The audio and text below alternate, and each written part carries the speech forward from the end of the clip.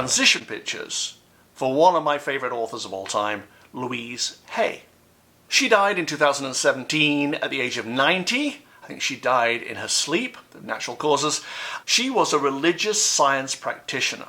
I thought religious science was actually a renegade offshoot of Christian Science, and it may very well be, actually. But they have the basic core principles in common, that the mind is a very powerful thing, that the mind can actually overcome physical illness if we tap in to the divine power we have by our connection to all that is.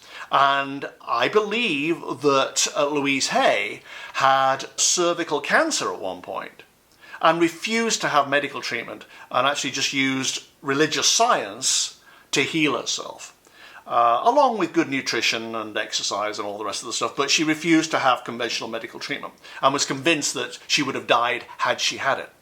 I've used these techniques myself to see if I could get better. For example, I twisted my knee and the pain just kept on going. Wherever I walked, couldn't go upstairs, couldn't go downstairs, had to hop everywhere. I was in a lot of pain. My body goes, I'm in pain with my knee. This hurts. And it did hurt. But when we do that, we identify with the pain. We reinforce our mortality.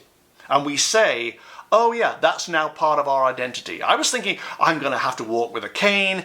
I'm going to have a knee replacement. My mind was spiraling out of control with this whole thing.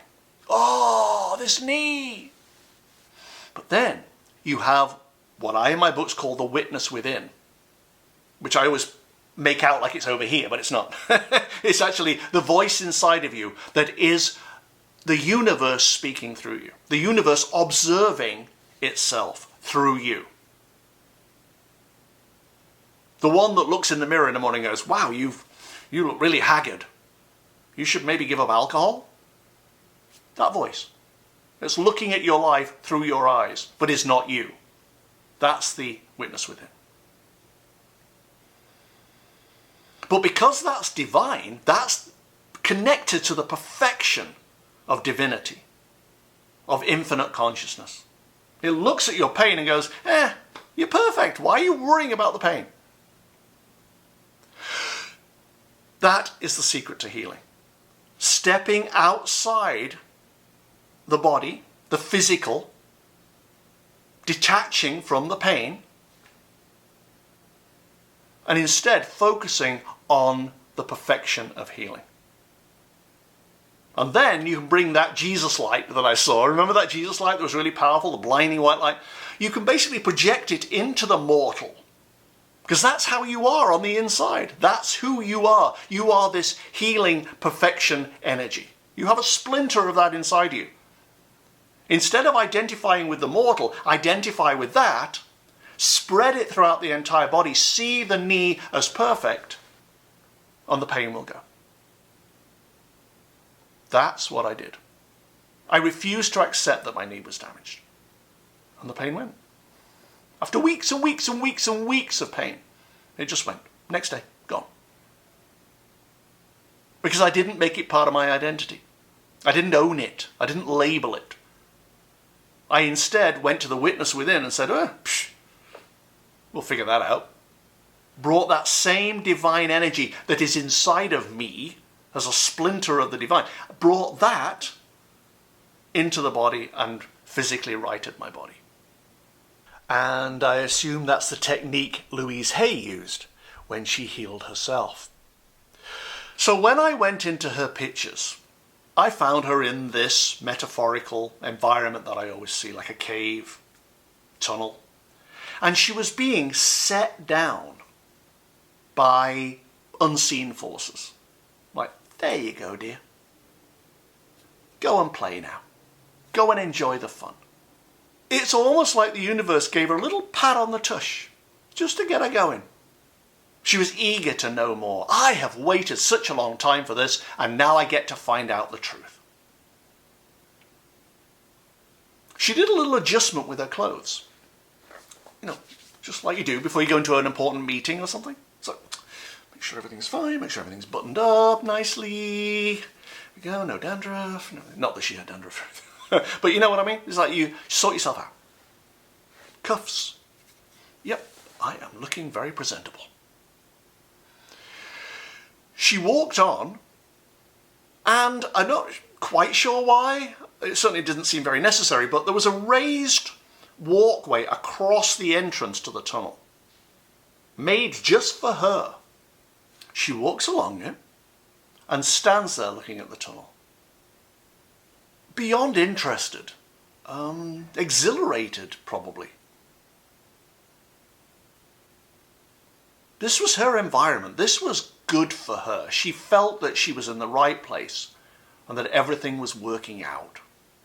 And that she didn't need to struggle, didn't need to rush, didn't need to fear anything. And when she did step up the tunnel, because there is a drive, there is a feeling that, yeah, no, stop looking at it now and just do it.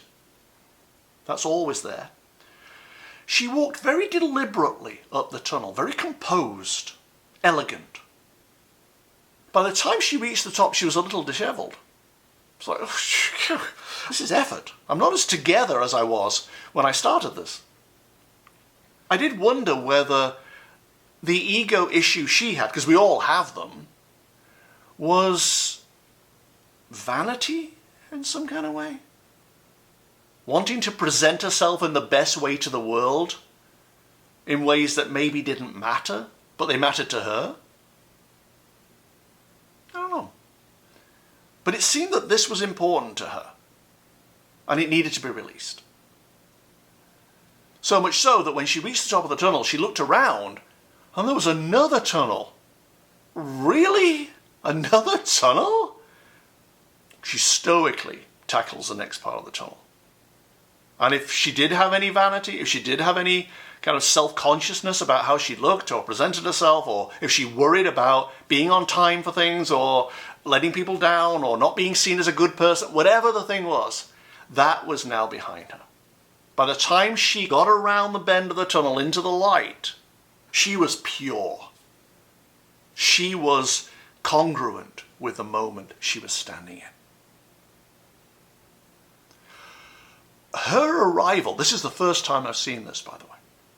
Her arrival in the symbolic cave I always see at the end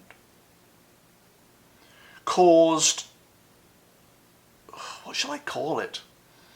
Some form of universal agitation. She was greeted like an ambassador for something. Like a VIP. The energies were very, very strong around her as she stood in front of the light. It's as if the mortal side of things was saying to the spiritual side, I believe this is yours. I have a bag of gems that I want to hand over to you.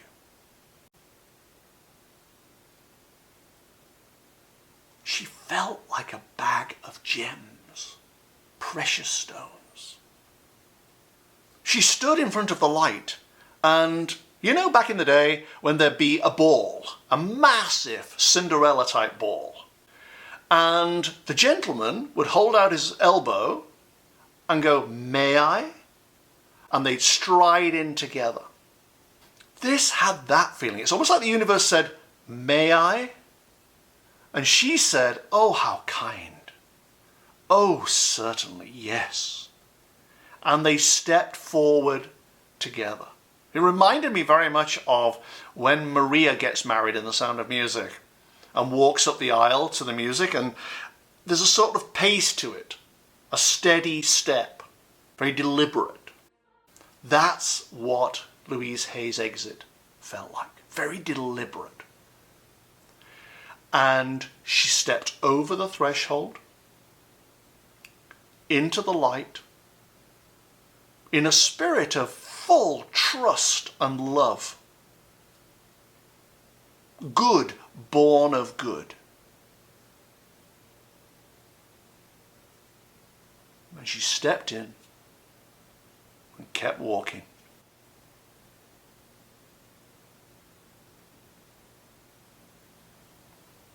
And vanished.